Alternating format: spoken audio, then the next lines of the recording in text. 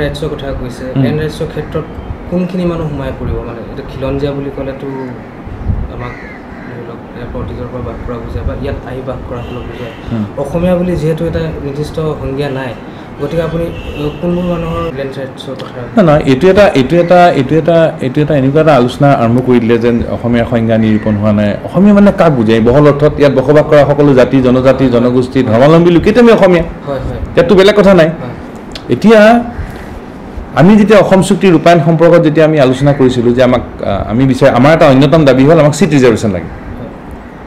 seat reservation লাগে স্থানীয় নিকায় বিধানসভাৰ সংসদত আমাক 100% চিট ৰিজাৰ্ভেশ্যনে বিচাৰিছিলোঁ কেন্দ্ৰীয় চৰকাৰ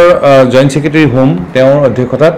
এটা কমিটি হৈছে 3জন ষ্টেট গভৰ্ণমেণ্ট 3জন কেন্দ্ৰীয় চৰকাৰ 3জন আছু তেতিয়া আমাক সুধিছিল যে চিট ৰিজাৰ্ভেশ্যন মানে কেনেকৈ তেতিয়া এটা প্ৰিন্সিপাল ডিচিশ্যন হৈছিল যে চিট ৰিজাৰ্ভেশ্যন লাগে কাক আৰু কেনেকৈ তেতিয়া আমি আমাৰ নৃতত্ববিদসকলৰ লগত কথা পাতিছোঁ বুৰঞ্জীবিদসকলৰ লগত কথা পাতিছোঁ নৃতত্ববিদসকলে কৈছে যে ইয়াত জনগোষ্ঠীয় ভাষাত যিসকলে কয় তেওঁলোকে খিলঞ্জীয়া কিন্তু সেইটো চিট ৰিজাৰ্ভেশ্যনৰ কাৰণে ৱৰ্কেবল নহয় বুৰঞ্জীবিদসকলে কয় যে 1826 1947 1950 এইকেইটা হিষ্ট্ৰিকেলি এটা মাইল পোষ্ট কিন্তু এইটো হ'লেও এইটো আমাৰ ৱৰ্কেবল ফৰ্মুলা নহয় চিট ৰিজাৰ্ভেশ্যনৰ কাৰণে ডেফিনেশ্যন কাৰেক্ট বুৰঞ্জীৰ ভিত্তিক এইটো ডেফিনেশ্যন শুদ্ধ নৃতাত্ত্বিকভাৱে শুদ্ধ কিন্তু আমি তেতিয়া ঠিক কৰি ল'লোঁ যে আমাক চিট ৰিজাৰ্ভেশ্যনৰ কাৰণে ৱৰ্কেবল ফৰ্মুলা কি যে দেশ বিভাজনৰ পিছত আমাৰ ইয়াত পৰিস্থিতি যিটো সৃষ্টি হৈছিল সমন্বয় আবাহমান গতি এই সকলো কথা আগুৱাই নিবৰ কাৰণে 51 চনৰ ৰাষ্ট্ৰীয় নাগৰিক পঞ্জীত যাৰ নাম আছে যি ব্যক্তি যি গোষ্ঠী যি ধৰ্ম যি ভাষা ভাষী তেওঁলোকৰ সতি সন্ততি সহ সকলোৱে অসমীয়া for the purpose of seat reservation সেই সম্পৰ্কত চিট ৰিজাৰ্ভেশ্যন সম্পৰ্কত এটা ফৰ্মুলা উলিওৱা হৈছিল তাৰপিছত কিমান চিট কেনেকৈ চিট এই সম্পৰ্কত আলোচনা চলি আছিল কিন্তু দিল্লী দিছপুৰৰ চৰকাৰৰ আমাৰ খিলঞ্জীয়া মানুহৰ নিৰাপত্তা দিয়া আগ্ৰহ নাই গতিকে বিষয়টো ৰৈ গৈছে কিন্তু বিষয়টো আমি আগুৱাই নিম সেইটো এটা কথা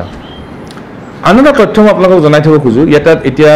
ৰাষ্ট্ৰসংঘৰ বিভিন্ন ফৰ্মুলাৰ কথা আহে সূত্ৰৰ কথা আহে আমি সৰলভাৱে কি ভাবিব লাগে সৰলকৈ ভাবিবলগীয়া কথা এইটোৱেই যে অসমত অনুসূচিত জাতি আৰু জনজাতিৰ কাৰণে চিডিউল ট্ৰাইব আৰু চিডিউল কাষ্টৰ কাৰণে চিট ৰিজাৰ্ভ হৈ আছে উদাহৰণস্বৰূপে অসমত 126টা চিট বিধানসভাৰ তাত চিডিউল কাষ্ট চিডিউল ট্ৰাইবৰ কাৰণে চিট ৰিজাৰ্ভ তাৰ পৰা কোনো বাংলাদেশী গৈ নিৰ্বাচন খেলিব নোৱাৰে বাকীখিনি বা খেলিব পাৰে